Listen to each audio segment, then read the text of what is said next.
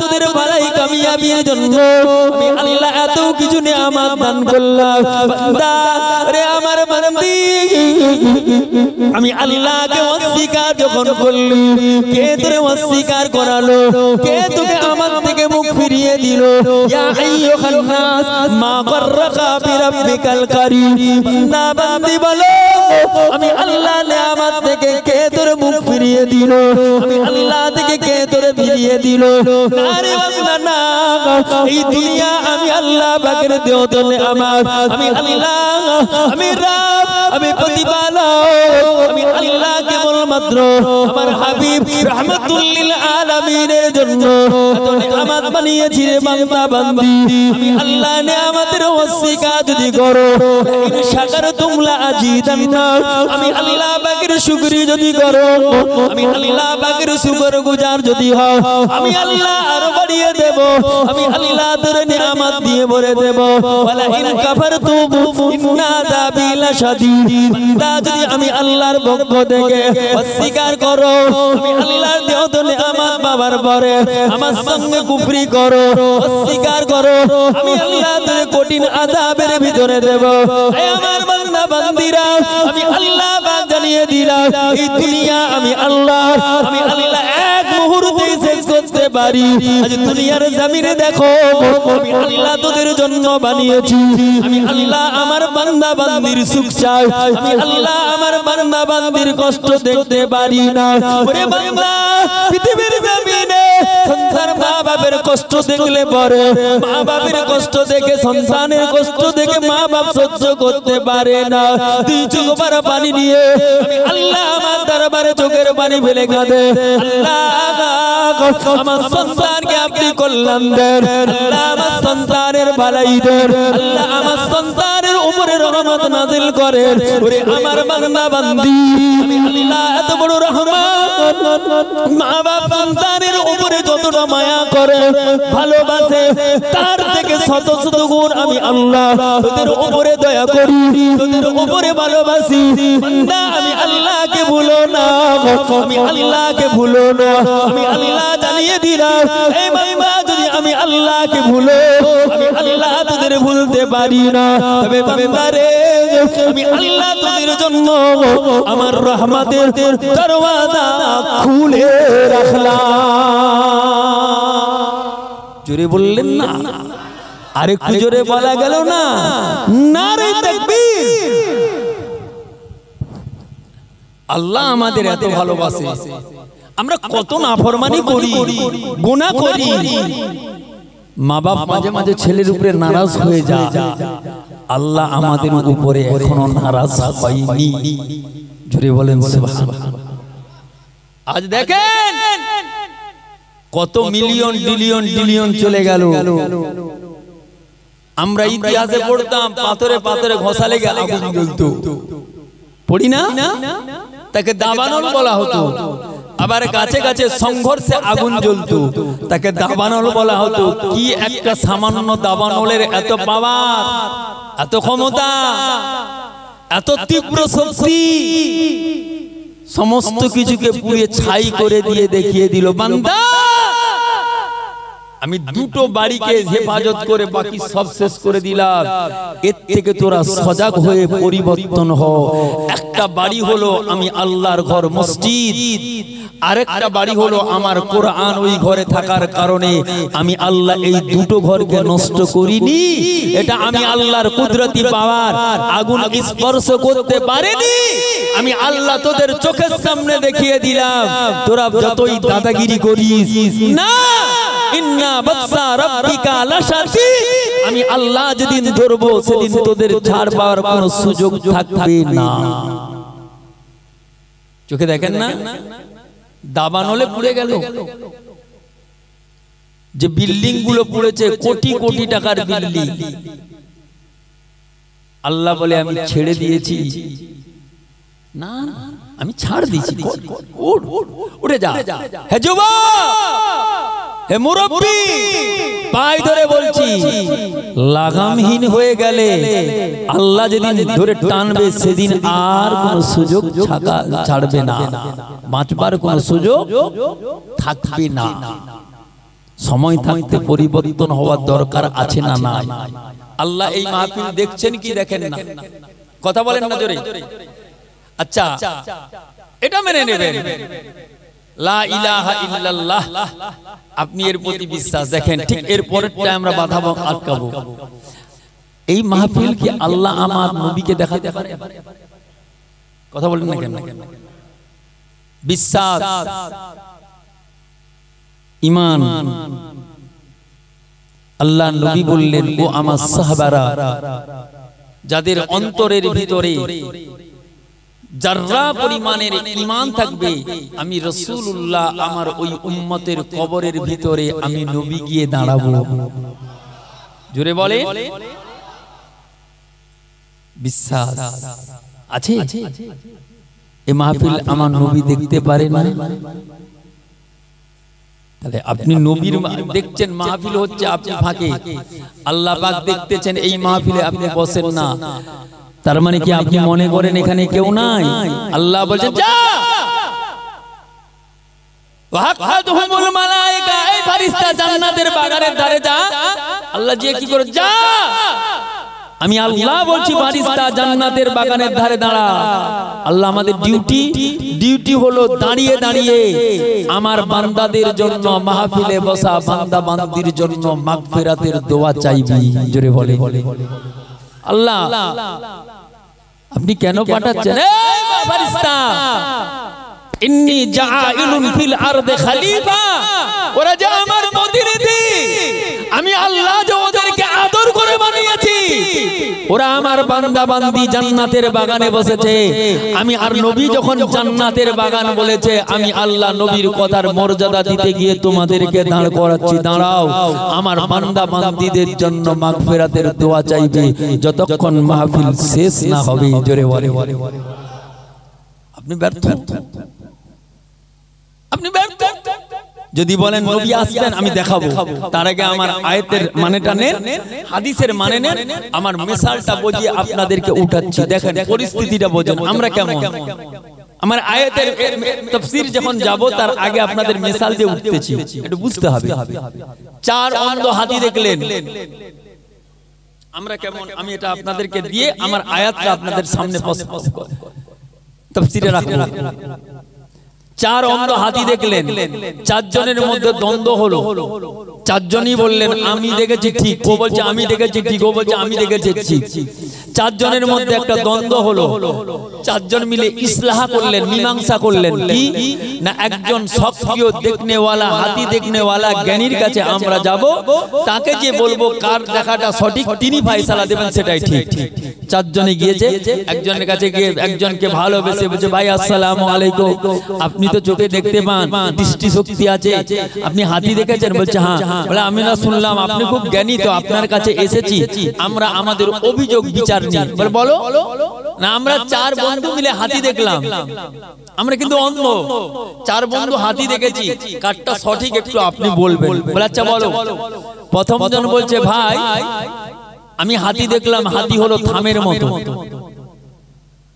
দ্বিতীয় জন বলছে ভাই ওই প্রথম জন যে বললো ও মিথ্যা বলেছে, না আমি নিজের চোখে হাতি দেখলাম, হাতি হলো দড়ির মতো। তৃতীয় জন বলছে ভাই এরা দুইজন মিথ্যা বলেছে, আমি নিজের চোখে হাতি দেখেছি, হাতি হলো কুলোর মতো। চতুর্থ জন বলছে ভাই আল্লাহর কসম এরা তিনজন মিথ্যা বলেছে, এরা হাতি দেখে না, আমি নিজে হাতি দেখেছি, হাতি হলো পাহাড়ের মতো। তো চারজনের কথা শুনে বিচারক হাসছে, আর হাসিটা অন্ধের কানে গেছে। তারা বলছে ভাই আমি হাসলেন, আমাদের কারোটা কোনো কথা জবাব দিলেন না। বলছে ভাই আমার হাসিটা বুঝলে, এটা তোমাদের কানে গেল, তোমরা কানে শ্রবণ করতে পারলে, এটার জন্য তো আমি হাসিনি, আসলেই তো তোমরা কানা হাতি দেখো না। তার মানে বলছেন না তোমরা কেউ হাতি দেখো না। প্রথম জন যে বললে হাতি দেখেছো, তুমি হাতির পা ধরে বলছো থামের মতো। দ্বিতীয় জন তুমি বলেছো লেজ ধরে দড়ির মতো, তৃতীয় জন তুমি বলেছো কান ধরে কুলোর মতো, চতুর্থ জন তুমি বলেছো হাতির বডিতে হাত দিয়ে পাহাড়ের মতো। আসলে তোমরা এক একটা অঙ্গ ধরেছো, হাতি ধরো না। হাতির পূর্ণাঙ্গ বর্ণনা তোমাদের দেখা অনুভবেতে আসবে না। দৃষ্টি শক্তি না থাকলে হাতি দেখার কোনোদিন বর্ণনা কমপ্লিট করা যাবে না। কথা মাথায় ঢুকছে, চলুন আয়াতে যাই। আল্লাহ বললেন ইয়া আইয়াতুহান নাফসুল মুতমাইন্না, হে আমার বান্দা তোরা পবিত্রতা অন্তর নিয়ে, খালেস অন্তর নিয়ে, ইখলাস অন্তর নিয়ে, খুলুসিয়াত অন্তর নিয়ে, সাফ অন্তর নিয়ে, প্রশান্ত অন্তর নিয়ে আমি আল্লাহর কাছে আয়। আসতে তোরে হবে অন্তরে খুলুসিয়াত নিয়ে আয়। ইরজিই, বান্দা যখন আসবি আমি আল্লাহর দরবারে পবিত্রতা অন্তর নিয়ে এসো। কি হবে? আল্লাহ পরে আয়াতে বললেন রাদিয়াতাম মারদিয়া, আমি আল্লাহ তোদের উপরে অন্তর ভালো থাকলে আমি আল্লাহ তোদের উপরে রাজি খুশি হয়ে যাব। আমি আল্লাহ রাজি খুশি হয়ে দুটো পুরস্কার দেব। একটা হলো আমি আল্লাহ তোদেরকে আদর করে বান্দা হিসাবে কবুল করে নেব। দ্বিতীয়টা হলো আমি আল্লাহ তোদেরকে আদর করে আমার দয়ার জান্নাত দিয়ে দেব। জোরে বলে। এটা হলো আয়াতের মানে, হাদিসের মানে নেই। আল্লাহ নবী বললেন আখলিস দীনাকা ইয়াকফিকাল আমালুল কালিল। ও আমার সাহাবারা, আমি রাসূলুল্লাহ জানিয়ে দিলাম তোমাদের অন্তর থেকে মহব্বত করে ইখলাসের সঙ্গে যদি দ্বীনকে নাও, আঁকড়ে ধরো, ইয়াকফিকাল আমালুল কালিল। আমি নবী বলছি তোমাদের জন্য ছোট্ট আমল থাকলে অন্তর যদি পরিষ্কার থাকে ওটাও কিয়ামতে নাজাতের জন্য যথেষ্ট হয়ে গেল। জোরে বলে। তাহলে হাদিসের মানে দিলাম, আয়াতের মানে বললাম, সার্বিক অর্থ নিয়ে এবারে যাই অন্তর। মামানাল কলব, ইয়া রাসূলুল্লাহ কলব কি? আল্লাহ নবী বললেন কলব হলো ইন্না ফিল জাসাদে মুদগাতান ইজা সালাহাত সালাহাল জাসাদু কুল্লুহু ওয়া ইজা ফাসাদাল জাসাদু কুল্লুহু আলা ওয়াহিয়াল কাল। ও আমার সাহাবারা, অন্তর ভালো তো তোমার শরীর ভালো, অন্তর খারাপ তো তোমার শরীর খারাপ। ইয়া রাসূলুল্লাহ অন্তর কলব, আল্লাহ রাসূল বললেন কলব যদি পরিষ্কার সব পরিষ্কার, কলব খারাপ তো সব খারাপ। সাহাবীরা চমকে গেলেন, ইয়া রাসূলুল্লাহ অন্তর। আল্লাহ নবী বললেন অন্তর হলো একটা পবিত্রতম জিনিস। এই অন্তর দিয়ে আমরা পরচর্চা করি, এই অন্তরকে পবিত্রতা না রেখে গীবত করি, গিল্লা করি, পরনিন্দা করি, বহতান করি, ইলজাম দিই, তহমত দিই। কেন? আমি তার আয়াতে আপনাদেরকে এই আয়াতের ব্যাখ্যা অন্তর পবিত্রতা রাখার দরকার কেমন আর আমরা যেমন করতেছি এটাকে নিয়ে একটা ঘটনা আপনাদের কাছে উত্থাপন করছি। ইমাম মালিক রাহমাতুল্লাহ আলাইহির জামানায় একজন নেককারিনী মহিলা ইন্তেকাল করলেন।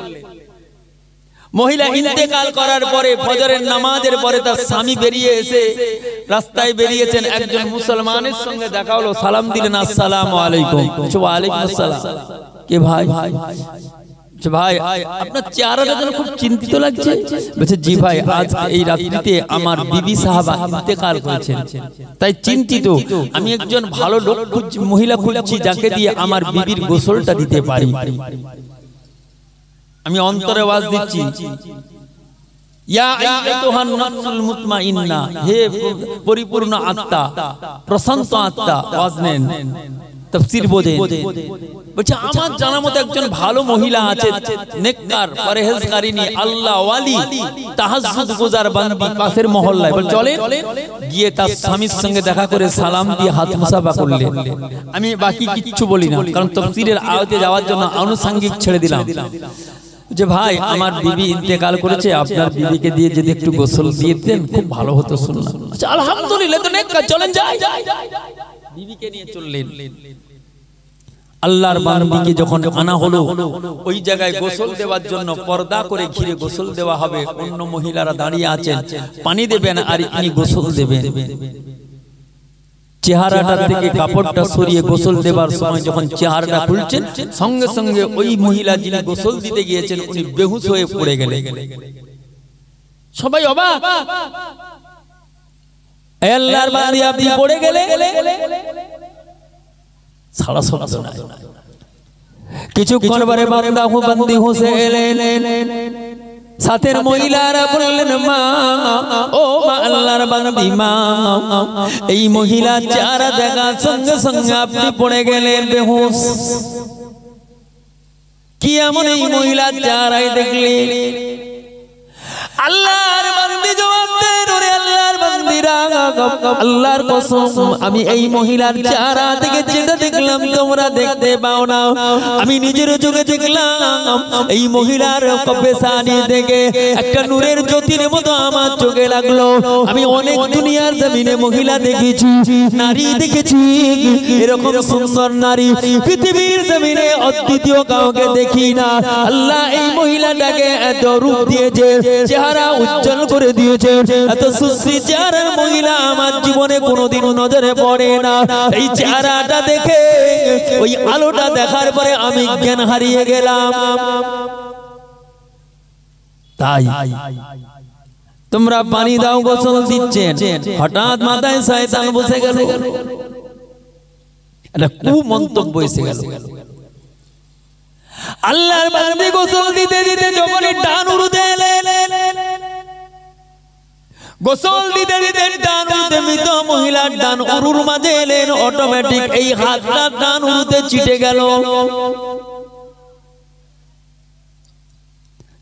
ছাড়ানোর চেষ্টা করছে হয় না কোশিশ করলো হয় না সাথের মহিলাদের ডাকলেন হয় না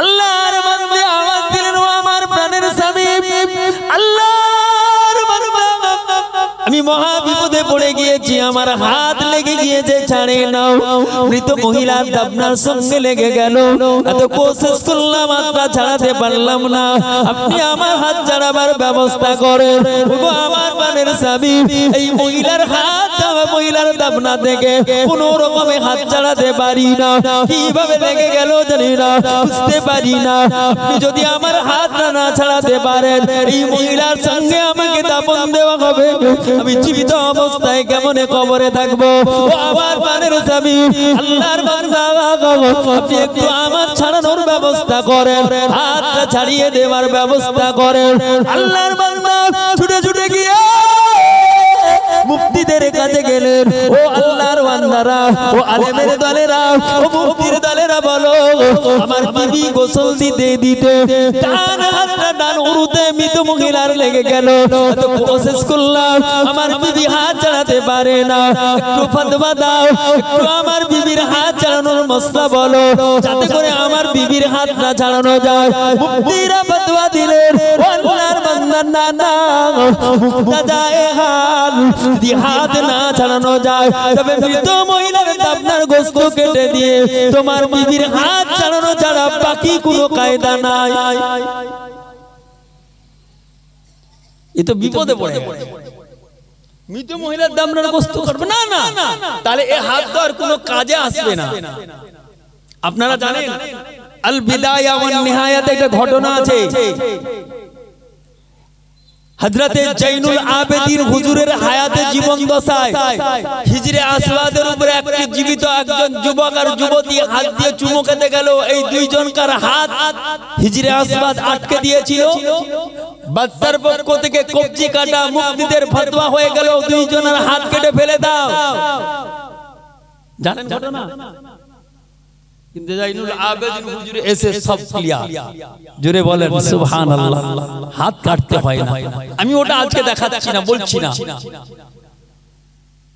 বাদশার কাছে গিয়ে বলছে বাদশা আপনি ফয়সালা করেন আমার বিবি বাদশা সব মুফতিদেরকে ডাকলেন মুফতিটা এসে ফতোয়া দিলেন শুনে বলছে মুক্তাজায়ে হাল ওই জীবিত মহিলার কবজি থেকে হাত কেটে ফেলে দাও জীবিত মহিলার স্বামী বলছে এটা মেনে নেওয়া যায় না সঙ্গে সঙ্গে মুফতির আরেকটা দল ভাগ হয়ে গেল না ইনি জীবিত মৃত মানুষ তার তো কোনো আর জীবনের কোনো মর্যাদা নাই দাম নাই তার দাবনার গোশত কেটে এই মহিলার হাত ছাড়িয়ে দাও মৃত মহিলার স্বামী বলছে আল্লাহর কসম আমি জানতে শুনতে আমার বিবির দাবনার গোশত কাটতে ইজাজত দেব না বাদশা চমকে গেলেন কি ব্যাপার মৃত মহিলার স্বামী বললেন, ও আল্লাহর বান্দারা, ও মুক্তির দলেরা, ও বাদশা জাহাপনা, আল্লাহর কসম করে বলতেছি আমার বিবির অন্তরটা ছিল পাক। কেননা আল্লাহ কোরআন পাকের ভিতরে জানিয়েছেন, ইয়া আইয়াতুহান নাফসুল মুতমাইন্নাহ, ওরে আমার বান্দা বান্দি, আমি আল্লাহ জানিয়ে দিলাম তোদের অন্তরটাকে পরিপূর্ণতা সঙ্গে খালেস অন্তর নিয়ে, খুলুসিয়াতে অন্তর নিয়ে, ইখলাসি অন্তর নিয়ে, বসন্ত অন্তর নিয়ে, বসন্ত আত্মা নিয়ে আমি আল্লাহ দরবারে ফিরে এসো রে বান্দা বান্দি, আমি আল্লাহ দরবারে ফিরে এসো। পাক অন্তর নিয়ে যদি আসো, আমি আল্লাহ তোর পাক অন্তরকে দেখে আমি আল্লাহ রাজি খুশি হয়ে গিয়ে আমি আল্লাহ তোর জন্য জান্নাতের দরওয়াজা খুলে দেব। ও আল্লাহর বান্দা, আল্লাহর কসম করে বলতেছি, ও মুমিনের দলেরা, আমার বিবি হলো পাক, আমার বিবি হলো নেককারিনী, আল্লাহ ওয়ালি। আমার বিবি জীবনে কখনো দেখি না তাহাজ্জুদের নামাজ কাজা করতে, জীবনে কখনো দেখি না কোরআন তিলাওয়াত থেকে বিরত থাকতে, জীবনে কখনো দেখি না নামাজ থেকে মারুম থাকতে। আমি যতদিন আমার বিবির সঙ্গে সংসার করেছি, আল্লাহর কসম, আল্লাহর কসম, একদিনও নামাজ কাজা করতে দেখি না, আল্লাহর ইবাদত থেকে মারুম হতে দেখি না, আল্লাহর তিলাওয়াত থেকে মারুম হতে দেখি না, আল্লাহর জিকির আজকার থেকে মারুম হতে দেখি না। কেননা আমার বিবি আল্লাহ ওয়ালি নেককারিনী, আমার বিবির দাবনার গোশত আমি কাটতে দেব না। মুফতিরা বলছে বাদশা মিথ্যা বলেছে। কেন বলছে মুসলমান মেয়েদের শরীয়তি ওজর আছে, শরীয়তে ওজরে নামাজ মাফ, রোজা মাফ, ওর বিবি সারা জীবন নামাজ পড়ছে, এটা মেনে নেওয়া যাবে না। ওই আল্লাহর বান্দা দাঁড়িয়ে গিয়ে মুফতিদের মুখের দিকে তাকিয়ে বললেন, ও মুফতির দলেরা বলো, শরীয়তি ওজরে নামাজ মাফ, রোজা মাফ, আল্লাহর জিকির আজকার কি মাফ? ও মুফতির দলেরা বলো, শরীয়তি ওজরে নামাজ মাফ, রোজা মাফ, আল্লাহর নবী রাহমাতুল লিল আলামিনের দরুদ পড়া কি মাফ? না। ও মুফতির দলেরা বলো, আল্লাহর নবী রাহমাতুল লিল আলামিন সোনার জবানে ঘোষণা করেছেন, কালেমাতানে খফিফাতানে, কালেমাতানে শাকিলাতানে খফিফাতানে ইলাল লিসানে ওয়াল মিজান। একটা কালেমা যেটাকে জবানে উচ্চারণ করতে অতি বা হালকা, মিজানের পাল্লায় ভারী। সুবহানাল্লাহ ওয়ালহামদুলিল্লাহ, আল্লাহু আকবার, ওয়ালা হাওলা ওয়ালা কুওয়াতা ইল্লা বিল্লাহিল আলিয়্যিল আযীম। এই কালেমা পড়া কি মাপ? না। ও আল্লাহর বান্দারা মুফতিরা শুনে নাও, আমি আমার বিবিকে দেখি যখনই শরীয়তের ওজর হয়, বিবি আমার নামাজের মুসাল্লায় বসে বসে তাসবিহ পড়ে। আমি নামাজ থেকে ফারেক হয়ে গিয়ে আমার বিবির কাছে গিয়ে বলি, বিবি রে, তোমার জন্ম তো নামাজ মাফ, তোমার জন্ম তো এই ওজরে রোজা মাফ। বিবি আমার জবাব দেন, ওগো আল্লাহর বান্দা, আমার প্রাণের স্বামী, আমি আল্লাহর বান্দি, এই দুনিয়ার জমিন থেকে ছেড়ে চলে যাব। আল্লাহ একদিন আমাকে ডেকে নেবে, আমার মরণ হয়ে যাবে, আমি মৃত্যুবরণ করব। সেই দিন আল্লাহ দরবারে কি জবাব দেব? আল্লাহ যদি বলেন, বান্দা, আমার বান্দি রে, ওই সময় নামাজ মাফ বলেছিলাম, ওই সময় রোজা মাফ করেছিলাম, তবে আমার কালেমার জিকির তো মাফ করি না। আমার নবী রাহমাতুল লিল আলামিনের দরুদ শরীফ কি পড়তে পারলে না? ও আমার প্রাণের স্বামী, আল্লাহর বান্দা, আল্লাহর কসম করে বলি, শুনে নেন, কাল কিয়ামতের ময়দানে আল্লাহ নবী রাহমাতুল লিল আলামিনের শাফাআত পাওয়ার জন্য আমি আমার নবীর দরুদ পড়া ভুলি না। ওগো আমার প্রাণের স্বামী, আল্লাহর বান্দা শুনে রেখে দেন, কবরের ভিতরে আখিরি জামানের নবী সাইয়্যিদুল মুরসালিন রাহমাতাল লিল আলামিন আমার কবরের ধারে এসে দাঁড়াবে। ওই সময় তো দরুদ আমি ভুলি না। আমি আমার নবী রাহমাতুল লিল আলামিনের ভালোবাসা, আমার অন্তর্নিহিত মুহাব্বতে আমি সদা সর্বদা আমার দেহ থেকে শরীর থেকে অন্তর থেকে আমি সর্বসময় আখিরি জামানার নবী সাইয়্যিদুল মুরসালিন রাহমাতাল লিল আলামিনের উপরে দরুদ পাঠ করি। কবি তাই বলছেন, ওই মহিলার কথা ধরে কবি বলছেন, আমার দেহ মন বলে নবী নবী, আমার দুই নয়নে ভাসে ছবি, আমার দেহ মন বলে নবী নবী, আমার দুই নয়নে ভাসে ছবি। ইয়া রাসূলুল্লাহ ইয়া হাবিবাল্লাহ, আপনি যে আল্লাহর নবী, আপনি যে নূরের নবী, আপনি যে আল্লাহর নবী, আমার দেহ মন বলে নবী নবী, আমার দুই নয়নে ভাসে ছবি।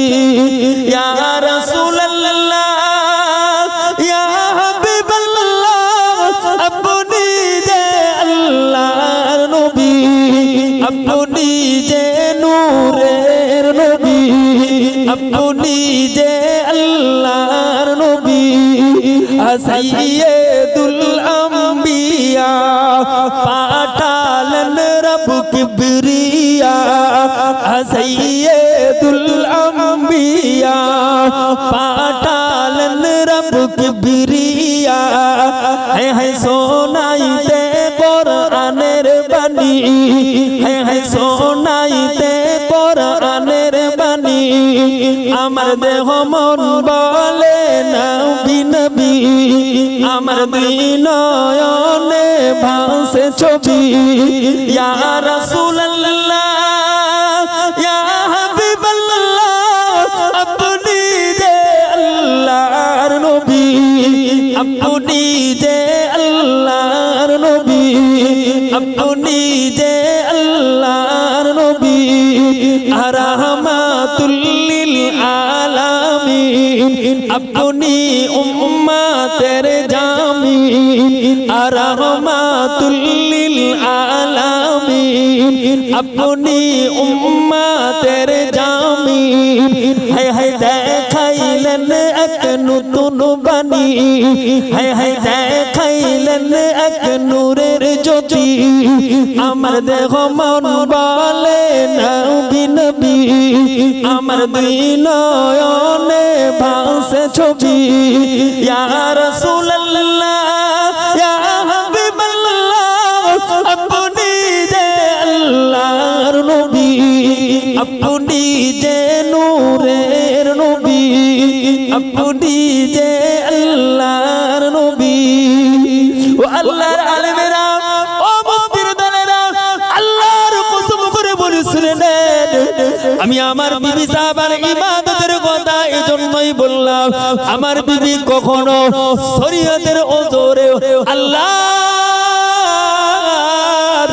ইবাদত থেকে মাহরুম ছিল না। জোরে বলেন সুবহানাল্লাহ। মুফতিরা সঙ্গে সঙ্গে খামোশ। কিরি বাদশা বলছে, তোমাদের দূর বুঝেছি, তোমাদের দ্বারা এ ফতোয়া আর হবে না। তবে আমি আমার জানা মতে বর্তমান সময়ে জাস্টিস হিসাবে, বিচারক হিসাবে একজনকে আনবো, তোমাদের মত কি বলো? কাকে বললেন? এই সময়ে তিনি মক্কা শরীফের ইমাম, মসজিদে নববীর ইমাম, ইমামুল হারামাইন, তার নাম হলো ইমাম মালিক রাহমাতুল্লাহ আলাই। তার আত্মশুদ্ধি আছে, তার অন্তর পরিষ্কার আছে, তিনি একজন আল্লাহওয়ালা, তিনি একজন মুফতি, তিনি একজন হাদিসের দক্ষতা, হাদিসের দর্শ দেনেওয়ালা।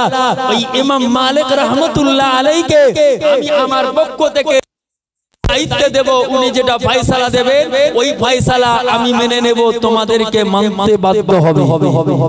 এই মুফতিরা বলে, ও ঠিক আছে, পড়ে মুফতি, আমরাও তাই পড়ে মুফতি, মিফতা পড়ে। ইমাম মালিক রাহমাতুল্লাহ আলাইহিকে খবর দেওয়া হলো, তিনি বলছেন হ্যাঁ যাব আলহামদুলিল্লাহ। বাদশার পক্ষ থেকে খুব সংক্ষেপে আপনাদের বলছি, ঘটনা অনেক থাকা, আমি ছেড়ে দিচ্ছি। আপনাদের মনে আছে তো রাসূল পাক সাল্লাল্লাহু আলাইহি ওয়াসাল্লামকে আনার ব্যাপারটা বলবো বলি এতগুলো কথা ঘুরোচ্ছি। বাদশা বলেন ঠিক আছে, ফাঁকা ময়দান একটা জায়গা করবে, ওই জীবিত আর মৃত মহিলা ছাড়া বাকি কেউ ওখানে থাকবে না, দূরে দাঁড়াবে। আমি ইমাম মালিক সময় পৌঁছে যাব। যত সময় এলে এসে সালাম দিচ্ছেন আসসালামু আলাইকুম। মৃত মহিলা জীবিত মহিলা দুইজনেই সালামের জবাব দিলেন। জীবিত মহিলা ওয়া আলাইকুমুস সালাম। ইমাম মালিক বলছে মা তুমি কি আমায় এই জামানার ইমাম, আমাকে লোকে ইমাম মালিক বলে, আল্লাহর ওয়াস্তে আমি ইমাম মালিক আমার নামটুকুই জানি, তবে তোমার জন্য আমাকে বাদশা ডেকেছে, দাওয়াত দিয়েছে। আমি আল্লাহর কোরআন আমার ডান হাতে শরীয়তের মানদণ্ড আয়না, বাম হাতে রাসূলুল্লাহর হাদিস শরীয়তের মানদণ্ড আয়না, এই দুই আয়না নিয়ে আমি তোমার কাছে দাঁড়িয়েছি। ও মা, আল্লাহর বান্দি সত্য করে বলো, তুমি অন্তর্নিহিত বিশ্বাস রেখে বলো, কি কথা বলার কারণে তোমার হাত মৃত মহিলার দাবনায় লেগে গেল? খুব খেয়াল করেছেন অন্তর আসছি বুহতান ওয়া ইসমাম মুবিনা, এই অন্তর শেষ করে দিল আমাদের। মনে মনে কত চিন্তা করি। মহিলা বলছেন হুজুর আমি গোসল দিতে দিতে এসছি, ডান হাতে লেগে গেছে। ইমাম মালিক বলছে মা আল্লাহর কসম তুমি মিথ্যা বলেছো, আল্লাহর কসম তুমি মিথ্যা বলেছো। আমি আল্লাহর কোরআনের শরীয়তের মানদণ্ডে দেখতে পাচ্ছি আয়নায়, আমি রাসূলুল্লাহর হাদিসে দেখতে পাচ্ছি, তুমি মিথ্যা বলেছো, সত্য বলো না। আমি ইমাম মালিক দেখতেছি তুমি মিথ্যা বলেছো। জোরে বলে সুবহানাল্লাহ। দেখা আপনি বলেন আয়নায় সব দেখি, উনি মিথ্যা বললেন। উনি মনে মনে কি করেছেন ইমাম মালিক রাহমাতুল্লাহ আলাইহি বললেন, একটু দেখা নিয়ে উঠে যায় বোঝানোর জন্য। ফুরফুরা শরীফ মুজাদ্দিদুজ জামান আমিরুশ শরিয়াত আলা হযরত দাদা হুজুর কিবলা ফুরফুরার জমিনে খলিফাদেরকে নিয়ে বসে আছেন, ওয়াজ করছেন। হঠাৎ একটি খবর এলো, হুজুর আপনার নও ছেলে নজমুস শাহাদাতকে খুঁজে পাওয়া যায় না। পাশে ছিল বসিরাটি আল্লামা রুহুল আমিন সাহেব। দেখা ইমাম মালিক আয়নায় কি দেখলো এইটা নিয়ে বলছি। অন্তত এই অন্তরের ওয়াজি আজকে বলা হচ্ছে। দাদা হুজুর কেবলার পাশে বসিরাটি হুজুর ছিলেন, বলছে হুজুর আপনি যদি আমাকে ইজাজত দেন, আমি রুহুল আমিন একটু আমার নও ভাইকে খুঁজে দেখব। আমি আপনার মাদ্রাসার ছাত্র, আপনার শাগরেদ, আপনি আমার শায়েখ, আমি আপনার মুরিদ। দাদা হুজুর কেবলা বলে আচ্ছা বাবা আমি তোমাকে ইজাজত দিলাম, খোঁজো। চোখ বন্ধ করে মুরাকাবায় বসলেন। মুরাকাবা বুঝেন তো? মামা আনাল মুরাকাবা, মুরাকাবা কি? রাসূলকে প্রশ্ন করা হলো। আল্লাহ রাসূল বললেন আনতা আবুদাল্লাহ কাআন্নাকা তারাহু ফাইন লাম তাকুন তারাহু ফাইন্নাহু ইয়ারাক। এখানে একটা মুসাহাদা আর মুরাকাবা, এইখান থেকে হাদিসে জিবরাইল থেকে মুরাকাবার ব্যাখ্যা এসেছে। তোমরা যদি আল্লাহ পাও তো মনে করো আল্লাহ তোমাকে দেখতেছেন, এর নাম মুরাকাবা। রাসূল করিম সাল্লাল্লাহু আলাইহি ওয়াসাল্লাম কথা বললেন। বসিরাটি হুজুর মুরাকাবায় বসে চক্ষু খুলে বলছে হুজুর আমি পৃথিবীর এই প্রান্ত থেকে ও প্রান্ত পর্যন্ত, আল্লাহর আরশে আজিম লৌহে কালাম পর্যন্ত, জান্নাত জাহান্নাম গোটা দুনিয়া দেখলাম, আমার নও ভাই নজমুস শাহাদাতকে খুঁজে পাইনি। আপনার ভাবতে অবাক লাগবে, আপনি এটাকে আগে ভাবছেন না। মুরাকাবা ছেড়ে দিয়ে আপনি মোবাইল বলছেন, মোবাইলে আমেরিকা দেখা যায়। আরে 3 দিনের মোবাইল, 3 দিন মোবাইল এসেছে। আল্লাহর কসম, আল্লাহর ওলিরা আয়নার চোখে যেটা দেখে শত শত গুণ রাস্তা দূরে দেখতে পাই। জোরে বলে, জোরে বলে। কবি বলছে দেখেন, কে ও শান মে আলী है ओ हिंद के वाली है, मायूस नहीं होते जो उनकी सवाली है, मायूस नहीं होते जो उनकी सवाली है, कि खाजा के दरबार में रहमत का खजाना है, कि खाजा के दरबार में रहमत का खजाना है, सूरज का चमकना तो बस एक ही बहाना है, सूरज का चमकना तो बस एक ही बहाना है कि सरकार की जल्बों से रोशन जमाना है, कि सरकार बुलाए तो तैबा हमें जाना है, कि गाँव से समदानी की अजमत को क्या जाने, रब जान नबी जाने या मौला अली जाने, रब जान नबी जाने या मौला अली जाने, कि बगदाद मेरा कर भी नजरों में जमाना है, कि बगदाद मेरा कर भी नजरों में जमाना है, सूरज का चमकना तो बस एक ही बहाना है, कि सरकार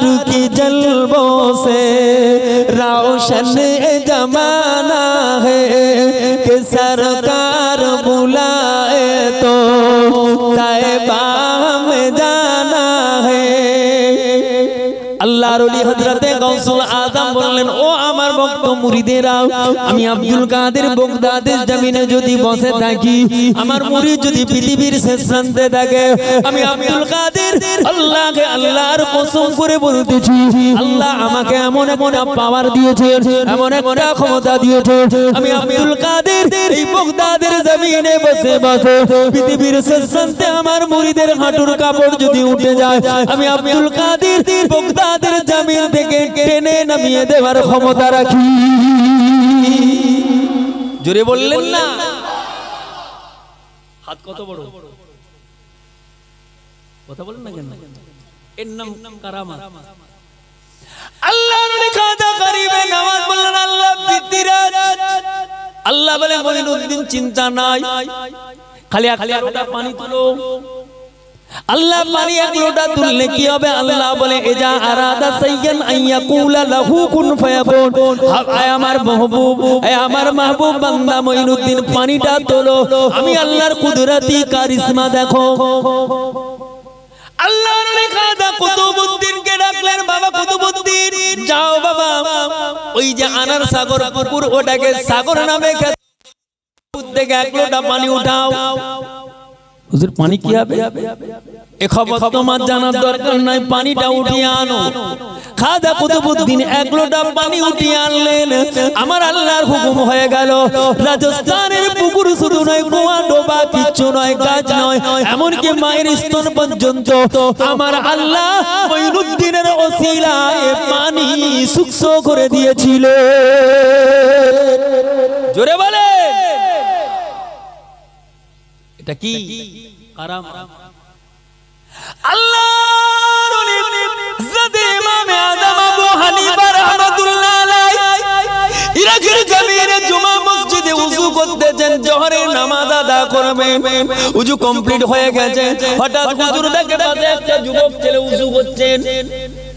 আল্লাহর ওলি নুমান ইবনে সাবিত অবাক হয়ে তাকিয়ে দেখলেন, যুবকের ওযু কমপ্লিট হয়ে গেল। আল্লাহর ওলি নুমান ইবনে সাবিত বলল, বাবা যুবক, ও বাবা আল্লাহর বান্দা, সবে মাত্র ব্যভিচার করে এসে গোসল করে তুমি ওযু করেছো, আমি নুমান ইবনে সাবিত দেখলাম তুমি যখন ওযু করো তোমার ওযুর পানি দিয়ে ব্যভিচারের গুনাহগুলো টপ টপ টপ টপ করে পড়ছিল। আমি ইমামে আযম নুমান ইবনে সাবিত আল্লাহর কসম নিজের চোখে দেখেছি। যুবক চমকে গেল, আমি ব্যভিচার কোথায়? আমি নিজের চোখে দেখছি পানি টপ টপ করে গুনাহগুলো ঝরতেছে। আমরা দেখতে পাই, কথা বলে আল্লাহর ওলি মুজাদ্দিদুজ জামান বললেন, বাবার গোলামি পেলে না জিনা। ও বাবা সুবি সাহেব, জি হুজুর একটু দেখো তোমার নও ভাই কোথায়? সুফি সাহেব চোখ বন্ধ করে